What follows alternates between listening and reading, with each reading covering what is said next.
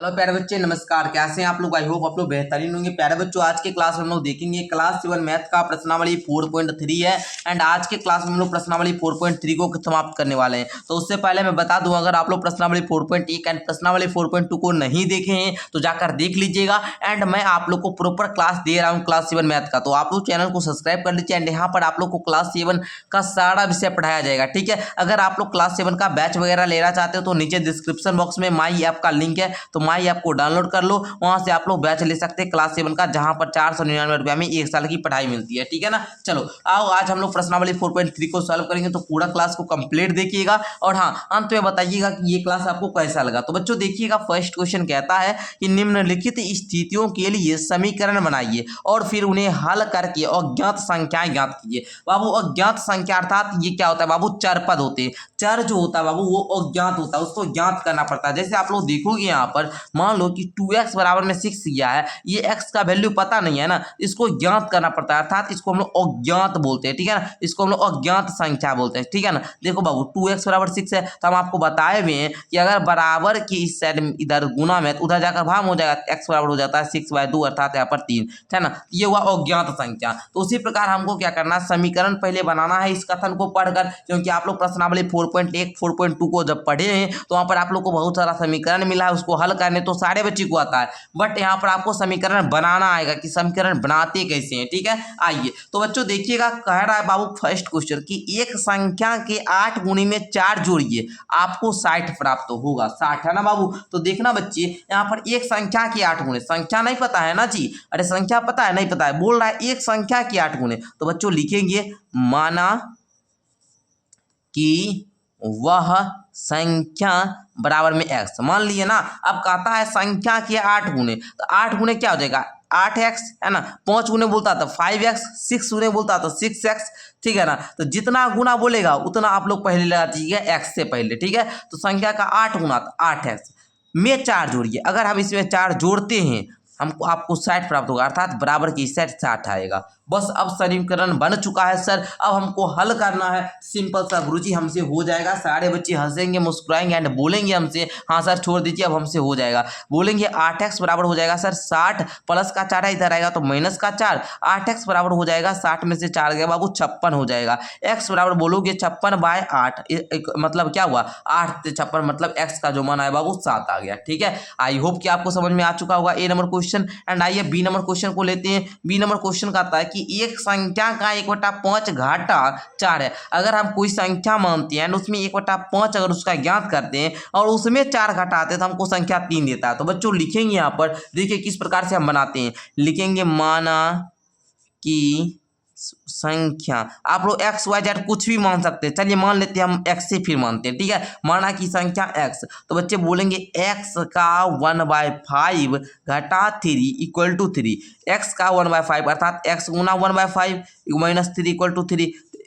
अब देखोगे x/5 minus का 3 बराबर में 3, इस प्रकार से आपका समीकरण बन गया है। अब इसको सॉल्व करने सारे बच्चे क्या आता है ना बाबू, जान रहे हो कि x/5 है सर, माइनस का 3 बराबर के इस साइड आएगा, प्लस का 3 हो जाएगा, 3 प्लस का 3। अब बोलो कि x/5 इक्वल टू होगा 3 3 6। अब देखो बच्चों ये 5 क्या है बाबू, भाग में है, इधर आकर क्या हो जाएगा जी, गुना में हो जाएगा ना। तो बोलेंगे x बराबर सर 30 आ गया। आई होप कि आपको मजा आ गया होगा एंड बी नंबर क्वेश्चन को भी आप लोगों ने देखा। आइए अब हम सी नंबर क्वेश्चन लेते हैं। सी नंबर क्वेश्चन कह रहा है प्यारे बच्चे कि यदि मैं किसी संख्या का 3/4 लेकर इसमें 3 जोड़ दूं तो मुझे 21 प्राप्त होता है। पहले मान लीजिए वो संख्या लेना है, तो मान लीजिए हम वो संख्या लिए x, आप लोग लिखेंगे माना कि संख्या x, माना कि संख्या x लिख लीजिए। अब देखिए बाबू संख्या का 3/4 अर्थात x का 3/4 मतलब 3/4 लेकर इसमें 3 जोड़ दूं तो 21 प्राप्त होता है। अब बाबू आप लोग से नहीं हो पाएगा, कितना इजी बन चुका है बताइए सारे बच्चे, हाँ सर इजी बन चुका है। बोलेंगे x गुना 3/4 प्लस का 3 इक्वल टू 21 अर्थात 3x/4 बराबर में 21, प्लस का 3 आएगा तो माइनस का 3 हो जाएगा, 3x/4 बराबर हो जाएगा, घटाने पर कितना आता है बताइए 18 आ जाएगा। एंड बोलोगे आप लोग 3x बराबर सर 18 भाग में जाकर गुना हो जाएगा एंड x बराबर बोलेंगे 18 18 गुना में 4 बटा में 3। अब देखो 3 एकम 3, 3 छक्का 18। अब देखो बाबू 6 चौका कीजिएगा 24 आएगा, अर्थात x का जो मान आया वो 24 आया। तो इस प्रकार प्यारे बच्चे आपको हल करना है तो बता लीजिए किन किन बच्चों से हो जाएगा। यहाँ पर हमने हल कर दिया, इसको स्क्रीनशॉट भी ले सकते हैं आप लोग, ठीक है। चलिए आइए बच्चों अब हम लोग डी नंबर क्वेश्चन को देखते हैं। कहता है जब मैंने किसी संख्या के दुगुने में से 11 घटाया, किसी संख्या जो बाबू संख्या नहीं पता उसी को मानना पड़ता है। आप लोग मानो लिखेंगे, माना कि संख्या बराबर y। अब किसी संख्या के दुगुने में से, मान लीजिए ये संख्या y माने तो y का दुगुना क्या होगा, 2y होगा। दुगुने में से 11 को घटाया गया, इसमें 11 घटाते हैं तो परिणाम 15 प्राप्त हुआ, बराबर की सेट 15 आया। तो बच्चों इसको हल कीजिए, 2y बराबर क्या हो जाएगा बाबू 15 एंड माइनस का 11 इधर आएगा प्लस का 11 हो जाएगा ना जी। तो आप बोलेंगे 2y बराबर सर 5 1 6 एंड 1 1 2 26 हो जाएगा एंड y बराबर 26/2 हो जाएगा, क्योंकि गुना में इधर भाग हो जाएगा एंड y का मान 13 आ जाएगा। आई होप कि आपको समझ में आ चुका होगा। आइए बच्चों आगे देखते। कहता है मुन्ना ने 50 में से अपनी अभ्यास पुस्तिकाओं की संख्या के तिगुने को घटाया तो परिणाम 8 प्राप्त होता है। तो बच्चों मानेंगे कि माना कि उसके अभ्यास पुस्तिकाओं की संख्या, लिखेंगे माना कि मुन्ना की अभ्यास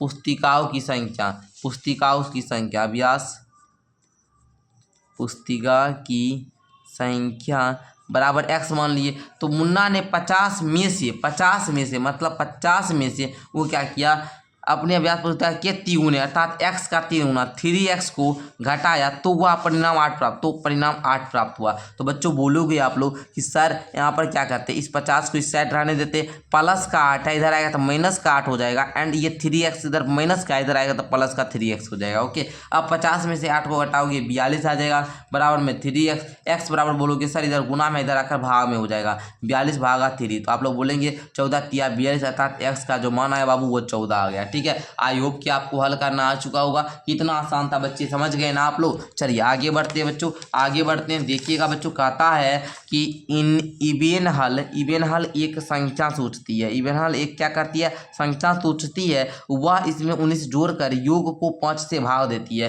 पहले वो संख्या सोचती है, मान लिए कि वो संख्या x सोचती है। ठीक है, माना कि इवेन हल एक संख्या x सोचती है, वह इसमें 19 जोड़कर अर्थात x में 19 को जोड़ती है और जोड़कर जो योग होता है उसमें 5 से भाग दे देती है तो उसे 8 प्राप्त होता है। गुरुजी समीकरण बन गया, हल कर दीजिए ना। तो बच्चे देखिए x प्लस का 19 इधर सर भाग में, उधर जाकर क्या हो जाएगा गुना में हो जाएगा। बच्चे बोलेंगे x प्लस का 19 बराबर में हो जाएगा 8 5 40, x बराबर में हो जाएगा 40 माइनस का 19 अर्थात x बराबर आप लोग बोल सकते हैं 21। ओके, तो प्यारे बच्चों इस प्रकार आप लोगों ने फर्स्ट क्वेश्चन को जो F नंबर तक था इसको आप लोग हल कर लिए हैं। आइए बाबू अब हम लोग 4.3 का जो जी नंबर है बाबू इसको भी हल कर लेते हैं। ओके, चलिए तो जी नंबर सारे बच्चे देखने के लिए रेडी है ना। चलिए, कहता है अनवर एक संख्या सोचता है, यदि वह इस संख्या का 5/2 में से 7 निकाल दे तो परिणाम 23 है। बाबू अनवर एक संख्या सोचता है, मान लेते हैं वह संख्या x सोचता है, अगर वह इस संख्या में 5/2 इस संख्या के 5/2 में से अर्थात 5x/2 में से 7 को घटा देता है तो 23 परिणाम प्राप्त होता है। सिंपल सा हो गया सर। अब बोलेंगे 5x/2 इक्वल टू 23 माइनस का 7 इधर आएगा प्लस का 7, 5x/2 इक्वल टू हो जाएगा 30 एंड 5x है ना बराबर में दीजिए 30 भाग में इधर आकर गुना हो जाएगा। 5x बराबर बोलोगे 30 दूना का 60, x बराबर सर इधर गुना में इधर आकर भाग में हो जाएगा 60/5 इक्वल टू 12। ओके, तो प्यारे बच्चों इस प्रकार आप लोगों ने हल कर लिया। फर्स्ट क्वेश्चन समाप्त होता है। आइए हम लोग सेकंड क्वेश्चन की ओर बढ़ते हैं एंड सेकंड क्वेश्चन को देखना शुरू करते हैं। कहता है बाबू निम्नलिखित को हल कीजिए। हल ही करना है। कहता है अध्यापिका बताती है कि उनकी कक्षा में एक विद्यार्थी द्वारा प्राप्त किए गए अधिकतम अंक, मान लो कोई विद्यार्थी है, उनका अगर अधिकतम अंक जो है वो प्राप्त किए गए न्यूनतम अंक का दुगुना जमा 7 है। प्राप्त किए गए अधिकतम अंक 87 है तो प्राप्त किए गए न्यूनतम अंक क्या है। बच्चों देखिए, जब भी आपको ऐसा कंडीशन दिखेगा तो आप क्या करोगे, ध्यान से सुनना। बच्चों जो चीज़ पूछे, क्या बोले हम, जो चीज़ पूछे उसको मानना होगा। यहाँ पर न्यूनतम अंक क्या पूछ रहा है ना, तो मानो यहाँ पर लिखोगे माना कि न्यूनतम अंक, माना कि न्यूनतम अंक। आप लोग कुछ भी मान सकते हैं, एक्स वाई जेड कुछ भी मानिए, एक्स ही मान लेते हैं हम। प्राप्त किए गए न्यूनतम अंक एक्स है। अब बोलता है प्राप्त किए गए न्यूनतम अंक का दुगुना अर्थात एक्स का दुगुना, हम बोलेंगे अकॉर्डिंग टू क्वेश्चन एक्स का दुगुना क्या हो जाएगा 2x। दुगुना जमा 7 है, अर्थात इसमें जमा 7 मतलब +7 है, ठीक है ना। अब प्राप्त किए गए अधिकतम 87 है, हो गया ना, समीकरण बन गया। कहता था अध्यापिका बताती है कि उनकी विद्यार्थी में जो एक विद्यार्थी, उनकी कक्षा में एक विद्यार्थी जो है ना, उसका प्राप्त किया गया जो अधिकतम अंक है ये बराबर है, किसके बराबर है, तो प्राप्त किए गए न्यूनतम अंक के दुगुना के जमा 7 का, अर्थात प्राप्त किए गए न्यूनतम अंक x है तो x का दुगुना 2x प्लस का 7 इक्वल टू 87, ये दोनों अब क्या है, बराबर है। तो आइए बच्चों समीकरण बन चुका है, इसको सॉल्व कर लेते हैं। तो बच्चों बोलेंगे 2x बराबर हो जाएगा गुरुजी 87 प्लस का 7 है माइनस का 7 हो जाएगा, 2x बराबर हो गया बाबू 80 एंड बोलोगे 2x बराबर 80 हो गया तो x बराबर आप लोग बोल सकते हैं 80/2 एंड यहाँ पर आपका 40 हो जाएगा। तो आप लोग बोल दीजिएगा x का मान 40 है, अर्थात हम बोल सकते हैं न्यूनतम अंक जो है वो 40 आया, ठीक है। आई होप कि फर्स्ट क्वेश्चन समझ में आ चुका होगा एंड आओ सेकंड क्वेश्चन को हम लोग देखते हैं बच्चों। सेकंड क्वेश्चन सारे बच्चे ध्यान से समझेंगे। कहता है किसी समद्विबाहु त्रिभुज में आधार कोण बराबर होते हैं। ये जो बाबू आपका समद्विबाहु त्रिभुज होता है इसका तो ये कोण आधार कोण होता है, ये क्या होता है, इक्वल होता है, जितना ये डिग्री उतना ही ये डिग्री, दो कोण बराबर होता है, ठीक है ना, अच्छा आधार कोण बराबर होता है। शीर्ष कोण 40 डिग्री है, ये जो कोण है बाबू वो 40 डिग्री है, ठीक है ना। इस त्रिभुज के आधार कोण क्या है, अब हमको ये दोनों आधार कोण ज्ञात करना है, दोनों लेकिन बराबर है, ये अगर 60 तो ये भी 60, ये अगर 80 तो ये भी 80, ओके, दोनों क्या है बाबू, इक्वल है। याद करिए ये त्रिभुज के तीनों कोणों का योग 180 होता है, बस सिंपल सा। माना लिखेंगे बाबू, माना कि आधार कोण, क्या पूछ रहा है बच्चे, आधार कोण पूछ रहा है ना, तो हम क्या बताए, जो चीज पूछेगा बच्चे वही मानना होगा। तो माना कि आधार कोण x एंड दो को आधार कोण है ना जी, इस त्रिभुज के दो गुना आधार कोण है, ये आधार कोण ये आधार कोण, तो 2x हो जाएगा क्योंकि दोनों क्या है बाबू इक्वल है, तो 2x बोल रहा है एंड एगो आधार कोण दिया 40 डिग्री, 2x प्लस का 40 डिग्री, अब बराबर में त्रिभुज के तीनों कोणों का ये 180 डिग्री होता है। तो आप लोग बोलेंगे बराबर में सर कितना हो जाएगा, 180 डिग्री हो जाएगा। अब बोलोगे बच्चे 2x बराबर हो गया सर 180 डिग्री माइनस का 40 डिग्री, 2x बराबर हो जाएगा 140 डिग्री एंड x बराबर हो जाएगा 140/2 अर्थात 70 डिग्री। आई होप कि प्यारे बच्चे आपको समझ में आ चुका होगा एंड ये भी कोण 70 डिग्री का है, ये भी कोण 70 डिग्री का है, ठीक है ना, क्योंकि आधार कोण क्या होते हैं बच्चे, बराबर होते हैं। अर्थात ये जो आपका समद्विबाहु त्रिभुज है बाबू, इसका ये 70 डिग्री, ये भी 70 डिग्री, ये जो शीर्ष का कोण है बाबू ये 40 डिग्री, ओके। चलो समझ गए ना आप लोग। आओ तीसरा क्वेश्चन लेते हैं बाबू। कहता है आप लोगों का कि सचिन द्वारा बनाए गए रनों की संख्या, सचिन जो रन बनाता है उसके द्वारा बनाए गए रनों की संख्या राहुल द्वारा बनाए गए रनों की संख्या की दुगुनी है, ठीक है ना। कह रहा है बाबू कि सचिन द्वारा बनाए गए जो रनों की संख्या है वो राहुल द्वारा बनाए गए रनों की संख्या की दुगुनी है। मान लो कि राहुल की जो द्वारा बनाया गया संख्या x होगा, है ना, राहुल द्वारा बनाए गए रन यदि x होंगे, राहुल द्वारा बनाए गए रनों की संख्या दुगुनी है, तो सचिन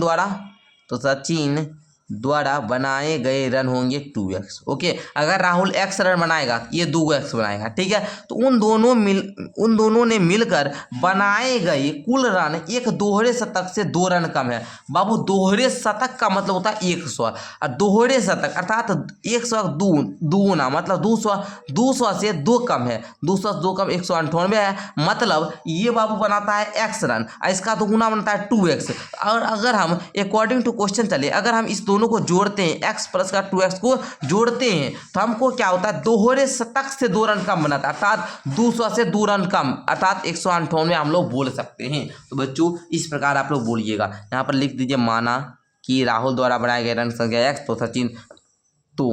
तो सचिन द्वारा बनाए गए, ठीक है। चलो समझ गए आप लोग। अब बाबू समीकरण बन चुका है, सॉल्व कर लीजिए, ठीक है। तो बच्चे बोलेंगे x प्लस का 2x बराबर 3x हो जाएगा ना जी, 198 बराबर क्या हो जाएगा, x से भाव दे दो, इधर गुना में इधर आकर भाव में हो जाएगा, बस हो गया। देखो 3 छक्का 18 3 छक्का 18 66 हो जाएगा। अब बोलता है प्रत्येक ने कितने रन बनाए, तो बच्चे बोलेंगे राहुल जो बनाया गुरुजी, राहुल द्वारा बनाए गए रनों की संख्या बराबर x है ना बाबू, तो आप बोलेंगे 66, क्या बोलेंगे 66 एंड सचिन जो बनाया लिखेंगे सचिन द्वारा बनाए गए रनों की संख्या बराबर क्या हो जाएगा बच्चे 66 गुना 2 अर्थात बोलेंगे 14 दूना 12 2 बाकी 14 दूना 12 1 13 है ना, 132 रन बनाया, ठीक है। तो प्यारे बच्चों आप लोग को इस प्रकार सॉल्व करना था, तो इस प्रकार आप लोगों ने 2 नंबर क्वेश्चन का भी तीनों प्रश्न को सॉल्व कर लिए। अब आइए तीसरा क्वेश्चन देखते हैं। तीसरा क्वेश्चन कहता है निम्नलिखित को हल कीजिए, फिर इसको भी हल करना, वही समीकरण वाला बात है, बट इसमें थोड़ा अलग कंडीशन होगा, कुछ थोड़ा सा जरूर लेवल ऊंचा होगा आपका, है ना। चलिए कहता है इरफान कहता है कि उसके पास परमीत के पास जितने कंचे हैं उसके 5 गुने से 7 अधिक कंचे हैं। इरफान जो है ना वो कहता है कि उसके पास परमीत के पास जितने कंचे हैं, परमीत के पास जितना कंचा है उसके 5 गुने से 7 अधिक है। तो बच्चा बोलिएगा अच्छा तो है ना 5 7 अधिक है। इरफान के पास 37 कंचे, परमीत के पास। बच्चों हम आपको पहले पढ़ा चुके हैं, क्या बताए थे कि जो चीज़ पूछेगा क्वेश्चन उसको मानो। पूछ क्या रहा है, परमीत के पास कितने कंचे हैं, तो आप मानोगे, लिखोगे माना कि परमीत के पास कंचे बराबर में x। मान लिए ना, इसको मान लिए। अब बोलोगे बाबू कि परमीत के पास जितने कंचे हैं उनके 5 गुने से, अर्थात परमीत का जो कंचा x है तो इसका 5 गुना अर्थात 5x है ना, 5x से 7 अधिक अर्थात +7। तो इरफान के पास है ना 37 कंचा। बोलता है कि इरफान के पास जितना कंचा है ना वो परमीत के पास जितना कंचा है, अगर परमीत के पास x कंचा है एक 5 गुना से 7 अधिक कंचा केरा पास है जी, इरफान के पास है ना। तो बोल दीजिएगा, आप समीकरण बन गया गुरुजी, सॉल्व कर लीजिए। तो 37 माइनस का 7 हो जाएगा ना, इधर प्लस का 7 इधर -7 हो जाएगा। 5x बराबर हो जाएगा 37 में से 7 गया तो आपका क्या 30 हो जाएगा। 5x बराबर 30 हो गया तो बच्चे x बराबर बोलेंगे 30/5 इक्वल टू क्या आएगा 6 आ जाएगा ना जी। तो प्यारे बच्चों इस प्रकार आप लोग का फर्स्ट क्वेश्चन को मैंने हल कर दिया, तो आप लोग स्क्रीनशॉट ले सकते हैं। ठीक है, आइए अब सेकेंड क्वेश्चन को देखेंगे सारे बच्चे। सेकेंड क्वेश्चन आपका कहता है लक्ष्मी के पिता की आयु 49 वर्ष है। लक्ष्मी नाम की कोई होगी है ना, मान लीजिए लड़का हो या लड़की हो, ठीक है ना, जो भी हो, उनके पिता की आयु 49 वर्ष है। उनकी आयु लक्ष्मी की आयु के 3 गुने से 4 वर्ष अधिक है। कहते हैं कि उनकी आयु लक्ष्मी की आयु के 3 गुने से 4 वर्ष अधिक है। लक्ष्मी की आयु क्या है। अब गुरुजी लक्ष्मी की आयु पूछा ना तो मानेंगे क्या जी, लक्ष्मी की आयु। तो माना कि लक्ष्मी की आयु, माना कि जी लक्ष्मी की आयु क्या मानेंगे बच्चे, x मान लेंगे। अब चलेंगे अकॉर्डिंग टू क्वेश्चन। कहता है उनकी आयु लक्ष्मी की आयु के 3 गुने अर्थात लक्ष्मी की आयु x, तो 1 का 3 गुना 3x से 4 अधिक है, मतलब 3x प्लस का 4। किनका आयु है जी, उनकी, मतलब लक्ष्मी के पिता की आयु तो 49। अगर आपका भाषा मजबूत है तो आप क्वेश्चन कर पाओगे। देखो कह रहा है लक्ष्मी के पिता की आयु 49 वर्ष है। उनकी आयु, किनकी आयु, लक्ष्मी के पिता की आयु। लक्ष्मी की आयु से, लक्ष्मी की आयु x माने ना सर, तो लक्ष्मी की आयु अर्थात लक्ष्मी की आयु x, उनके आयु 3 गुने मतलब 3x से 4 अधिक मतलब +4। किनका आयु है, उनके पिता की आयु अर्थात 49 वर्ष है। तो लक्ष्मी की आयु, अब x का मान निकालो, लक्ष्मी की आयु निकल गया तो 3x बराबर हो जाएगा 49, प्लस का 4 उधर जाएगा तो माइनस का 4 हो जाएगा। 3x बराबर हो जाएगा सर कितना 45। x बराबर बोलोगे 45 भागा 3, क्योंकि इधर गुना में इधर भाग में हो जाएगा एंड आपका x का मान बाबू 15 आ गया। आई होप कि आपको समझ में आ चुका होगा। और ये 15 वर्ष कितना है जी, लक्ष्मी की आयु है। अब देखो बाबू 15 अगर है, 15 3 गुने 15 × 45 है, 4 वर्ष अधिक है ना उनके पिता की आयु, तो मिल गया ना। सिंपल सा समीकरण, बिल्कुल ईजी होता है, बहुत ईजी होता है। जितना आप दोगे समय उतना आपको अच्छे तरीके से आएगा। कहता है बाबू कि सुंदर ग्राम के निवासियों ने अपने गाँव में एक बाग में कुछ पेड़ लगाया, ठीक है। इसमें से कुछ पेड़ फलों के पेड़ थे, कुछ पेड़ क्या था, फलों के पेड़ थे। उन पेड़ों की संख्या जो फलों के नहीं थे। अब देखिए बच्चे, इसमें से कुछ पेड़ क्या थे, फलों के पेड़ थे। अब बोलता है उन पेड़ों की संख्या जो फलों के नहीं थे, फलों वाले पेड़ों की संख्या के 3 गुने से 2 अधिक था, ठीक है ना। जो फलों के नहीं थे, फलों वाले पेड़ों की संख्या के 3 गुने से 2 अधिक थे। यदि ऐसे पेड़ों की संख्या जो फलों के नहीं थे 77 है, तो फलों के पेड़ों की संख्या क्या थी। बच्चा जी बहुत आसान है, हमने क्या बोला, तो बच्चे देखिए यहाँ पर लगाए गए फलों के पेड़ों की संख्या। तो बच्चों यहाँ पर लिखिएगा माना कि लगाए गए पेड़ों की संख्या बराबर x। अच्छा फलों के पेड़ों से, अच्छा लगाए गए पेड़ों लिख लिए बाबू, यहाँ पर फलों के पेड़ लिखिए, फलों के पेड़ों की संख्या, ओके ठीक है ना बच्चे। तो लिखेंगे माना कि लगाए गए फलों के पेड़ों की संख्या। यहाँ फल क्या है, क्योंकि आप पूछ क्या रहा है बाबू, फलों के पेड़ों की संख्या क्या थी, तो लिखेंगे माना कि लगाए गए फलों के पेड़ों की संख्या x। तो क्वेश्चन कह रहा था कि बाबू कि फलों वाले पेड़ों की संख्या के तिगुने अर्थात फलों वाले पेड़ों की संख्या x है, इसका तिगुना 3x से 2 अधिक थी +2 है ना। यदि ऐसे पेड़ों की संख्या जो फलों के नहीं थे 77 है, 3x + 2 = 77 लिख लीजिए अकॉर्डिंग टू क्वेश्चन। अब बन जाएगा बाबू 3x बराबर हो जाएगा 77 माइनस का 2, 3x बराबर आपका हो जाएगा 77 में 2 या 75, x बराबर आप लोग बोलेंगे 75/3 अर्थात आपका 25 हो जाएगा। तो बाबू ये x का मान आ गया और आपका x का मान पूछ रहा था, तो ये 25 आंसर हो गया। ठीक है, आई होप कि प्यारे बच्चों अच्छा लगा होगा, मजा आ गया होगा बाबू, है ना। तो इस प्रकार कंडीशन पढ़िए एंड अगर भाषा आपका स्ट्रॉन्ग है तो आप लोग बना लेंगे। तो क्वेश्चन नंबर 3 भी क्लियर हो गया। अब आओ बच्चों क्वेश्चन नंबर 4 को देखते हैं। कहता है निम्नलिखित पहेली को हल कीजिए। मैं एक संख्या हूँ, मेरी पहचान बताओ, मुझे 7 बार लो और एक 50 जोड़ो। क्या बोलता है, मैं एक संख्या हूँ, मेरी पहचान बताना है, मुझे 7 बार लो, मुझे क्या करो 7 बार लो और एक 50 जोड़ो। एक तिहरे शतक तक पहुँचने के लिए आपको अभी भी 40 चाहिए, है ना। तो बच्चों आइए हम लोग इसको हल करते हैं, ये समीकरण ही बनेगा, मज़ा आ जाएगा। मैं एक संख्या हूँ, मेरी पहचान बताओ। बाबू संख्या जहीं बोल रहा है, आप 1 नहीं लोगे, 2 नहीं लोगे, 3 नहीं लोगे, 4 नहीं लोगे, 5 नहीं लोगे, 6 नहीं लोगे, 7 नहीं लोगे, 8 नहीं लोगे, 9 नहीं लोगे और 0 नहीं लोगे। क्यों नहीं लोगे बच्चे? क्योंकि सारे ये सर अंक हैं। ये क्या है बाबू? अंक है। अरे बाबू हम आपको पढ़ाएं, ये अंक है, ये संख्या नहीं है। संख्या क्या होता है सर? अंकों के मेल से संख्या बनती है, अर्थात एक अंक लो 4, एक अंक लो 5, तब ये संख्या बनेगा ना जी। तो 4, 5, 45, 45 एक नंबर है सर, 45 एक संख्या है। ये सब तो डिजिट है सर, ये सब डिजिट है, ये कैसे बोल सकते हैं? तो आओ बच्चों हम लोग लेते हैं। कहता है मैं एक संख्या हूँ, मेरी पहचान बताओ, मुझे 7 बार लो। मैं मानता हूँ, मुझे तो नहीं पता है बाबू संख्या, तो माना कि वह संख्या हम सर x ले लिए। क्या माने बाबू? माना कि वह संख्या हम x ले लेते हैं। मेरी पहचान बताओ, छोड़िए हम आपका पहचान बाद में बताएंगे, पहले समझ जाइए। मुझे 7 बार लो बाबू, इसको 7 बार लेना है और एक 50 जो 7 बार लेंगे। मान लीजिए इसको 7 बार लिए, x प्लस का x प्लस का x प्लस का x प्लस का x, 1 2 3 4 5 प्लस का x हो गया ना। और एक 50 जोड़ो और एक हम 50 जोड़ दिए तो बोलता है बाबू, अच्छा इसको थोड़ा सा बराबर, तो बोलता है एक तिहरे शतक तक पहुंचने के लिए, अर्थात तिहरे शतक का मतलब क्या? एक शतक मतलब 100, तिहरे शतक मतलब 300। तो बाबू ये 300 तक पहुंचने के लिए अभी भी 40 चाहिए। मतलब 300 से ये 40 क्या है बाबू? कम है, अर्थात हम बोल सकते हैं 260 है। 260 है ना जी। तो बोलिए बाबू 260 है, 260 है ना। तो बोलेंगे बाबू 7x लिए, तो बाबू जोड़ेंगे तो 7x होगा प्लस में 50 इक्वल टू 260 होगा ना जी।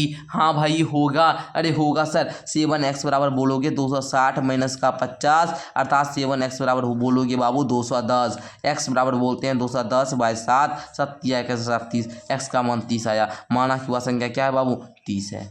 देखिए मज़ा आया, आंसर मिला लेना मिल जाएगा। खतरनाक ट्रिक दिया हूँ बाबू, ऐसा आपको मचा कर समझाया हूँ ना, मज़ा आएगा। तो अब आइए मैथ मतलब SBM क्लासेस। प्यारे बच्चे अगर आप लोग क्लास 8 का मैथ पढ़ेंगे, है ना, क्लास 7 का भी पढ़िए पूरा एंड क्लास 8 पढ़िए, क्लास 9 क्लास 10 हम आपको पूरा मैथ पढ़ाने की गारंटी लेते हैं। SBM क्लासेस आपके लिए सेवा में हाजिर है। तो आप भी SBM क्लासेस का एक सदस्य बनिए, जल्दी से चैनल को सब्सक्राइब कीजिए एंड से जुड़ जाइए। बैच लेना है बाबू ले लो, क्लास 7 का बैच 499 रुपये में 1 साल पढ़ाएंगे, ले लीजिए ना, क्या दिक्कत है जी। आइए तो इस प्रकार आप लोग का 4.3 के साथ साथ आज हम लोगों ने इस चैप्टर को भी बाय बाय किया, अर्थात सरल समीकरण बाय बाय हो रहा है। प्यारे बच्चे सरल समीकरण को समाप्त किया। तो प्यारे बच्चे हमने क्या क्या चर्चा की, तो इसको प्यारे बच्चों पूरा अच्छे तरीके से पढ़ लीजिएगा। एंड आगे का चैप्टर बाबू रेखा एवं कोण अध्याय 5 है। तो प्यारे बच्चों रेखा एंड कोण का जो बाबू इसका इंट्रोडक्शन मुझे देना पड़ेगा, अर्थात सारा टॉपिक हम समझाएंगे। सारा टॉपिक हम कहाँ पर समझाएंगे? तो ऐप पर समझाते हैं बाबू, क्योंकि टॉपिक हम कहाँ पर समझाते हैं? टॉपिक जो भी पढ़ाते हैं ऐप पर पढ़ाते हैं। तो मेरा कोर्स लेना पड़ेगा